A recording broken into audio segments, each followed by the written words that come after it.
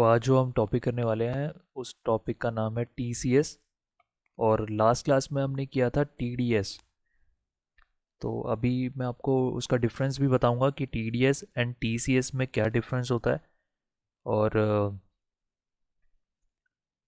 और टीसीएस का प्रोविज़न में टीसीएस का क्या प्रोविज़न है और क्या किस बेसिस पे टीसीएस डिडक्ट होता है, कितना परसेंट टीडीएस डिडक्ट होता है, क्या टाइम होता है उसका, क्या किस वैल्यू पे टीडीएस डिडक्ट करता है, और कौन टीसीएस को ऐसा कौन सा पर्सन है जो जो टीसीएस को डिडक्ट करेगा। तो उन सारी क्वेरीज, जितनी भी जो क्वेरीज हैं, उन सब का सॉल्यूशन आज की क्लास में आपको मिलेगा।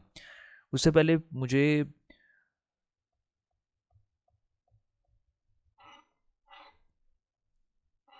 So, just a second.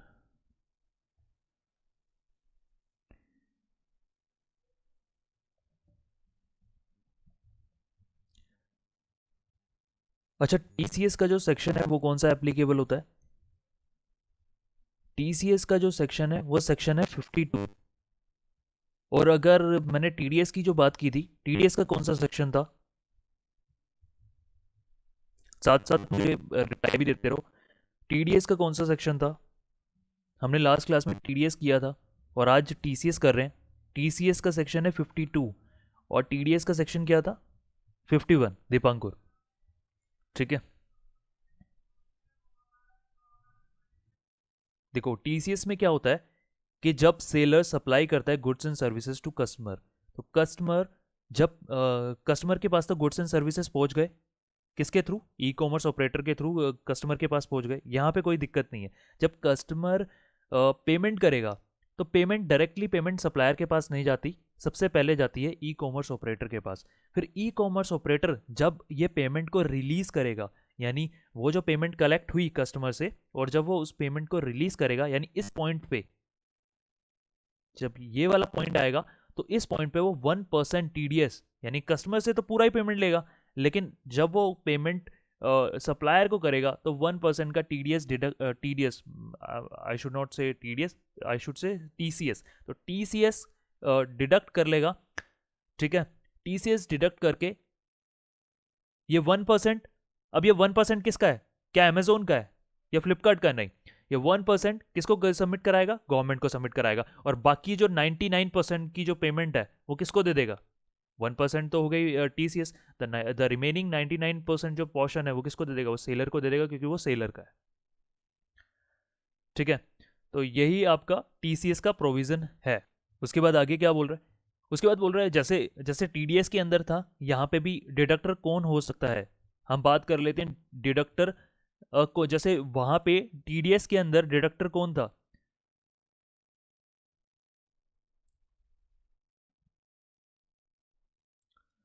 Amazon. Amazon अपना कमीशन चार्ज करता है, पीयूष। अमेजोन एंड फ्लिपकार्ट अपना कमीशन और जो आपका मार्केटिंग फीस है वो सब चार्ज करते हैं सप्लायर से, ठीक है। तो उसके अंदर ये जो जो वो पेमेंट करता है उसको, ठीक है, तो उस पेमेंट के अंदर अपना टीसीएस तो वो डिडक्ट कर ही लेता है। बट वो, हाँ, वो जो मार्केटिंग और जो फीस होती है, मार्केटिंग की फीस होती है, जब वो पेमेंट सारी की सारी रिलीज करेगा, उस रिलीज करने से पहले, जैसे मान लो उस सप्लायर का 30,000 रुपीज़ कलेक्ट हो गया, 4-5 दिन का 30,000 कलेक्ट हो गया, तो 30,000 को पे करने से पहले वो अपनी भी जो फीस जो है, वो कमीशन जो है, या फिर जो आपका जो मार्केटिंग फीस है, मार्केटिंग फीस भी तो होती है, जो क्योंकि वो आपके अपने पोर्टल पे, अमेजोन और फ्लिपकार्ट अपने पोर्टल पे आपके गुड्स को शो कर रहा है। तो वो क्या कर रहा है? वो मार्केटिंग कर रहा है एक तरह से। तो जब वो मार्केटिंग आपको, मार्केटिंग की सर्विसेज दे रहा है आपको, तो इसलिए वो मार्केटिंग फीस और जो कमीशन है वो चार्ज कर लेता है आपकी आपकी पेमेंट से। अब हम बात करते हैं कि डिडक्टर कौन कौन हो सकता है। तो डिडक्टर यहाँ पे हो सकता है, जैसे हमने जो चार्ट पे पढ़ा, इलेक्ट्रॉनिक कॉमर्स ऑपरेटर, ई कॉमर्स ऑपरेटर, ठीक है, यानी अमेजोन फ्लिपकार्ट, या फिर अमेजोन फ्लिपकार्ट की तरह अगर कोई और भी है, जैसे अगर मिंत्रा .com है, या फिर जो जो बहुत सारी साइट्स हैं जो जितने भी ई कॉमर्स ऑपरेटर आ गए, तो उसके अंदर सिर्फ मैं अमेजोन और फ्लिपकार्ट को नहीं बोल रहा, मैं जिससे जितने भी जो ऑनलाइन सेल करते हैं, जो ऐसे हैं, इस तरह के हैं, सिमिलर काइंड ऑफ बिजनेस है जिनका भी, तो वो सारे के सारे इसके अंदर आ जाएंगे। ठीक है। क्या एजेंट आ सकते हैं? नहीं, एजेंट नहीं आ सकते, इसके अंदर एजेंट का रोल कोई नहीं है। ठीक है। यानी अगर कोई एजेंट है, जैसे मैं एज अ सप्लायर, अगर मैं सप्लायर हूँ, मैंने किसी एजेंट को अपॉइंट कर दिया कि आप एक काम करो, मेरे गुड्स को बिकवाओ, और वो मेरे गुड्स को बिकवा रहा है और पेमेंट भी कलेक्ट कर रहा है कस्टमर से, और फिर उसके बाद वो पेमेंट मेरे को भेज रहा है, तो क्या वो टीसीएस डिडक्ट करेगा? नहीं। आप ई कॉमर्स ऑपरेटर नहीं हो, आप सिर्फ एजेंट ही हो, तो आप एज अ एजेंट आप नहीं कर सकते। ठीक है, तो एजेंट के लिए नहीं है ये एप्लीकेबल। और यहां पे क्या लिखा हुआ है? Consideration is collected by the ECO. तो जैसा मैंने आपको बताया कि जो कंसिडरेशन में मीन्स मनी, तो मनी कौन कलेक्ट कर रहा है? ई कॉमर्स ऑपरेटर कर रहा है। किसके बिहाफ पे? सप्लायर के बिहाफ पे कलेक्ट कर रहा है, और फिर सप्लायर को बाद में रिलीज कर देता है उस पेमेंट को, और जब रिलीज करता है तो 1% का टीसीएस डिडक्ट कर लेगा। और उसके बाद डिस्कस करते हैं कि हम रेट, टाइम एंड वैल्यू क्या होगी। रेट की बात करते हैं, जैसे टीडीएस के अंदर हमने डिस्कशन किया था कि टीडीएस के अंदर जो रेट होता है वो 2% होता है। In case of TCS there is a rate of 1%, right. और अगर आप इंट्रा स्टेट, अब वो 1% को ही, अगर if you are doing intra state supply, then the rate will be applicable 0.5% and 0.5%, 0.5% for CGST and 0.5% for SGST. And in case of if you are supplying, if you are doing interstate supply, then the 1% rate will be applicable, right? And what about the time of supply? तो time of supply वही है कि जब भी उसकी payment आपको मिलेगी, आप जब भी उसकी पेमेंट करोगे, ठीक है। ट्रांजेक्शनल बेसिस का मतलब होता है ये सीओडी का तो पूछ रहा है कि सीओडी पे एप्लीकेबल है कि नहीं, तो इसको हटा दो। ट्रांजेक्शन बेसिस का मतलब यही हो गया कि जैसे टीडीएस के अंदर था कि जब भी पेमेंट करेगा, जैसे गवर्नमेंट जब भी पेमेंट करती थी सप्लायर को, तो उस टाइम पे डिडक्ट कर लेती थी टीडीएस को, 2% टीडीएस डिडक्ट कर लेती थी। The similar case is with TCS also. तो टीसीएस की जब आप पेमेंट करेंगे तो आपको 1% का टीसीएस काटना है, तो पेमेंट के टाइम पे काटना है जब वो पेमेंट रिलीज करेगा। और उसके बाद अगर हम बात करते हैं वैल्यू पे, अगर वैल्यू की डिस्कशन करते हैं, अगर आपको याद हो टीडीएस के केस में वैल्यू क्या थी? टीडीएस के केस में वैल्यू थी कि आपको टैक्सेस, जीएसटी हटा देना है, जीएसटी हटा के वैल्यू लेनी है। जैसे अगर कॉन्ट्रैक्ट आपने किया है 2,40,000 का, 2,40,000 प्लस जीएसटी का, तो आपको 2,40,000 के हिसाब से देखना है कि आपको टीडीएस एप्लीकेबल है कि नहीं है, और कितना, और 2,40,000 के अमाउंट पर ही लगना है, यानी जीएसटी को हटाकर आपको टीडीएस डिडक्ट करना है। यहाँ पे क्या बोल रहा है? यहाँ पे बोल रहा है कि आपका टीसीएस किस पे काटना है? यहाँ पे क्या बोल रहा है? On net value, on net value basis. Now what is the meaning of net value?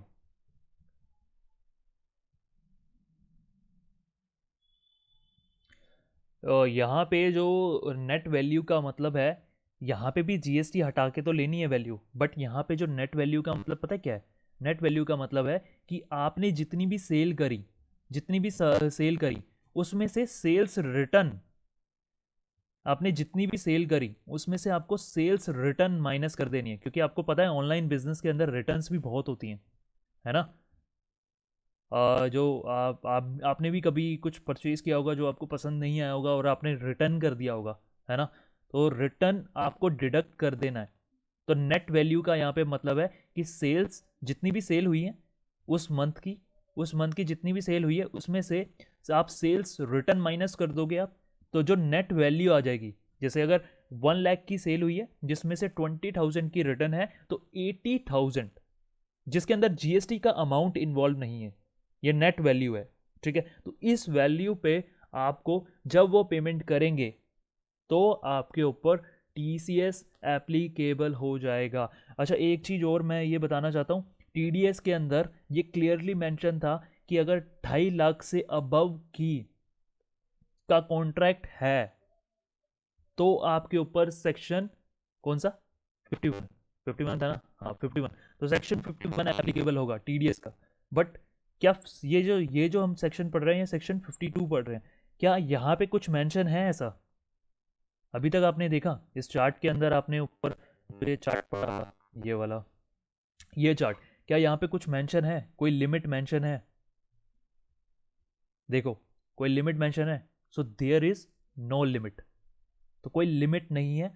आप अगर इवन सिंगल रुपी की भी पेमेंट कर रहा होगा, यानी अगर किसी सप्लायर ने इवन 1 रुपीज़ की भी चीज़ सेल करी है अमेजोन के थ्रू या फ्लिपकार्ट के थ्रू, और अमेजोन उस 1 रुपी की पेमेंट कर रहा है, किसको? सप्लायर को कर रहा है, रिलीज कर रहा है पेमेंट, तो जब रिलीज करेगा तो 1% टीसीएस डिडक्ट कर लेगा। ठीक है, अब ये मैं एग्जाम्पल बोल रहा हूँ, ऑब्वियसली प्रैक्टिकली 1 रुपी का कोई सामान नहीं होगा, बट येस कि कोई लिमिट नहीं है, तो ये आपको समझना होगा। वहाँ पे 2.5 लाख से ऊपर का था तो ही एप्लीकेबल था, यहाँ पे 2.5 लाख का कुछ भी नहीं है। अगर ये 10,000 रुपये का भी बेच रहा है, 20 का भी बेच रहा है, 30 का भी बेच रहा है, आपको अमेजोन और फ्लिपकार्ट की लाइबिलिटी है कि वो टीसीएस को डिडक्ट करके गवर्नमेंट को सबमिट कराएगा। तो ये चीज़ और क्लियर कर दी मैंने आपको।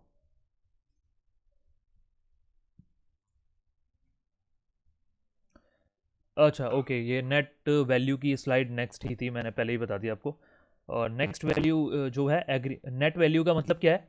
नेट वैल्यू का मतलब है जो आपने जितना भी जो एग्रीगेट जितना भी आपने सप्लाई किया उसमें से आप रिटर्न्स माइनस कर दोगे, आपका जितना भी रिटर्न होगा वो माइनस कर दोगे, तो वो आपका क्या आ जाएगा? नेट टर्नओवर आ जाएगा। ठीक है, और अगर आपकी जो टर्नओवर है वो नेगेटिव है, अगर नेगेटिव आ जाती है, नेगेटिव मतलब, नेगेटिव का मतलब क्या होता है? मैं यहाँ पे वीडियो पॉज करता हूँ और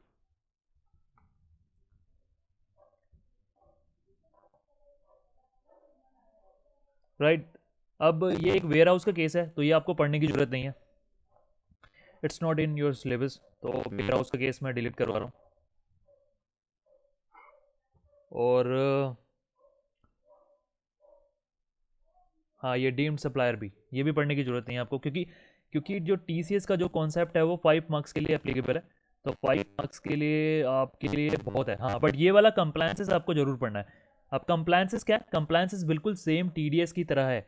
जो टीसीएस आप, जो अमेजोन और फ्लिपकार्ट टीसीएस डिडक्ट करेंगे, क्या वो अपने पास रखेंगे? नहीं, वो उसको किसको डिपॉजिट कराना होगा? गवर्नमेंट को डिपॉजिट कराना होगा। बट कब कराना है? वही सेम जो टीडीएस में बोला जा रहा था ना कि 10 अगले अगले मंथ की 10 तारीख तक, यानी अगर आपने नवंबर में कोई टीसीएस डिडक्ट किया है तो आप कब सबमिट कराओगे? दिसंबर मंथ की 10 तारीख को, अगले महीने की 10 तारीख तक आपको सबमिट कराना है। Deposit with in 10 days from the end of the month, यानी जैसे ही नवंबर मंथ खत्म हो जाएगा उसके 10 दिन के अंदर आपको पेमेंट करानी है, यानी 10 दिसंबर। ठीक है, और अच्छा, अगर आपको याद हो टीडीएस के अंदर जो रिटर्न थी वो क्या थी? जीएसटीआर 07 थी, यहाँ पे क्या है? 08। ठीक है, ठीक है, तो टीडीएस के अंदर कौन सी रिटर्न थी? 07 थी, और टीसीएस के अंदर क्या रिटर्न है? 08। तो ये कौन फाइल करेगा? ये अमेजोन और फ्लिपकार्ट फाइल करेंगे, अमेजोन और फ्लिपकार्ट फाइल करेंगे, क्योंकि अब ये टैक्स भी तो सबमिट कराना है ना, तो ये जब टैक्स कहाँ से सबमिट कराएंगे? ये ऑब्वियसली इन्हीं के थ्रू तो करवाएंगे, है ना। ये टैक्स तो, ये देखो टैक्स तो ऑनलाइन पोर्टल जाके, ऑनलाइन पे पोर्टल पे जाके पेमेंट कर देंगे टीसीएस की, वो तो ठीक है, बट आपको क्या कहते हैं, गवर्नमेंट को आपको डिटेल्स भी तो देनी है, वो डिटेल्स सारी इसमें देनी होती है 08 के अंदर, जीएसटीआर 08। तो ई कॉमर्स ऑपरेटर जीएसटीआर 08 फाइल करता है, और उसकी डेट क्या है? 10 तारीख, हर महीने की 10 तारीख, यानी जैसा मैंने जीएसटीआर, जैसे जीएसटीआर 1 बताया था ना मैंने कि नेक्स्ट मंथ की 10th को फाइल होती है, वैसे ही सेम यहाँ पे भी है कि 10th of the next month file होगी। और yes, and what about the annual return? दो एनुअल रिटर्न जो फाइल होगी वो कब फाइल होगी? वो 31 December of the following month, same. तो सर क्या हमें क्या ई कॉमर्स ऑपरेटर को एनुअल रिटर्न भी फाइल करनी है? यस, उनको एनुअल रिटर्न भी फाइल करनी है। तो जो आपके लिए कौन सी एप्लीकेबल, जो नॉर्मल टैक्स पेयर होते हैं, जो नॉर्मल सप्लायर होते हैं, उनके लिए कौन सी होती है रिटर्न, GSTR 9। अमेजॉन फ्लिपकार्ट के लिए कौन सी है, GSTR 9B, 9B हो गई, ठीक है।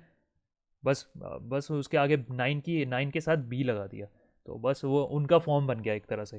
तो जो अमेजोन फ्लिपकार्ट वाले हैं वो 9B फाइल करेंगे, और उनकी सेम ही डेट है जो 31 दिसंबर थी ना, जैसे उसके अंदर थी, जो टैक्स पेयर, जो नॉर्मल टैक्स पेयर थे उनके साथ थी, तो सेम यहाँ पे 31 दिसंबर है।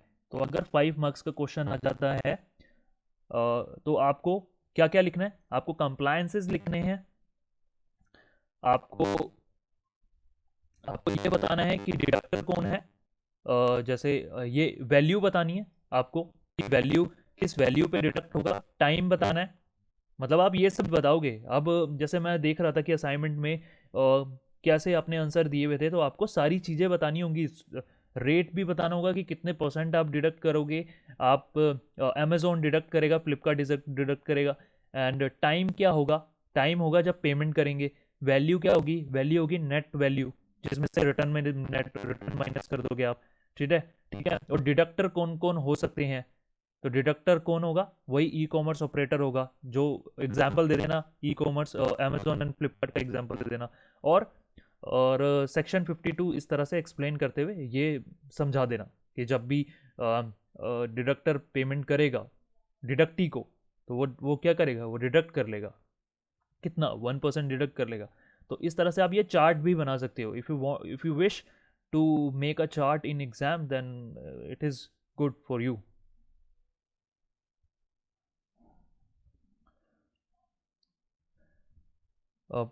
पेनल्टीज़ के अंदर दो तरह की पेनल्टीज़ आपको मिलेंगी TCS के अंदर। एक तो पेनल्टी है कि आपने डिडक्ट किया, ठीक है, केयरफुली सुनो इसको, डिडक्ट किया बट जमा नहीं कराया, डिडक्ट तो किया बट जमा नहीं कराया, तो यहाँ पे कितने की पेनल्टी है, 18% की पेनल्टी है। यानी जितना भी अमाउंट आपने डिपॉजिट नहीं कराया, तो जैसे 10,000 डिपॉजिट कराना था, तो 10,000 तो कराना ही है, प्लस में 18% ऑफ 10,000 इंटू में नंबर ऑफ डेज, जितना भी आप लेट डिपॉजिट करा रहे हो वो आप डिपॉजिट कराओगे। नाउ सो फर्स्ट पेनल्टी जो थी आपकी, अमाउंट आपने डिडक्ट कर लिया बट गवर्नमेंट को सबमिट नहीं कराया, और सेकंड पेनल्टी है कि failure to deduct the tax और deducts an amount which is less than the amount required to be deduct, और failure to pay to the government the amount deducted as a tax. अब इसमें क्या बोल रहा है, ये बोल रहा है सेकंड पेनल्टी, ये बोल रहा है कि अगर लेट से कुछ ऐसा केस हुआ जिस केस के अंदर जिसमें आपने लेस डिडक्ट किया, यानी आपको डिडक्ट करना था कितना, आपको 10,000 कुछ डिडक्ट करना था, but you have deducted 5,000 only, और 3,000 ओनली, और 4,000 ओनली, ठीक है। तो जितना डिडक्ट करना था उससे आप कम डिडक्ट कर रहे हो और कम डिपॉजिट करा रहे हो गवर्नमेंट को, तो दोनों में फ़र्क देख रहे हो। फ़र्क ये है, फर्स्ट में है आपने डिडक्ट किया बट गवर्नमेंट को जमा कराया ही नहीं, ठीक है। सेकंड में है कि डिडक्ट तो किया लेकिन कम डिडक्ट किया और कम ही गवर्नमेंट को जमा कराया। तो इसमें से जो बेकार, जो ज़्यादा पनिशेबल, जो ज़्यादा बड़ा क्राइम कौन सा है, बड़ा वाला क्राइम कौन सा है, बड़ा क्राइम है ये वाला, फर्स्ट वाला, क्योंकि ये जानबूझ के किया गया है और ये वाला जानबूझ के नहीं किया गया, ठीक है। फर्स्ट वाला जानबूझ के कैसे है, क्योंकि यार आपने डिडक्ट किया बट अपने पास रख लिया वो पैसा, और आपका पैसा नहीं था, तो दिस इज द अगर आप कंपेरिजन करोगे तो this is the higher side, ठीक है। तो ये ज़्यादा वो घिनौना कहते हैं कि वो है, क्राइम है, जिसमें आपने गवर्नमेंट का पैसा अपने पास रख लिया है, तो उसके अंदर 18% है। और यहाँ पे क्या है, यहाँ पे liable to pay the penalty of 10,000 rupees, 10,000 rupees की आपको पेनल्टी दे सकते हो आप, और an amount equivalent to the tax evaded, या जितना भी अमाउंट आपने टैक्स का इवेट किया है आपने, ठीक है, या फिर जितना भी आपने पे नहीं किया, तो विच एवर इज हायर, यहाँ पे विच एवर इज हायर बोला हुआ है, ठीक है।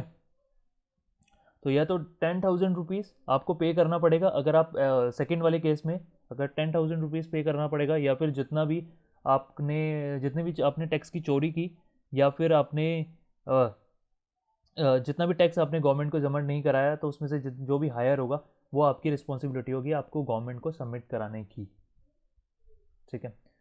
तो इसी के साथ आपका टी सी एस का भी पैनल प्रोविज़न कंप्लीट हो चुका है।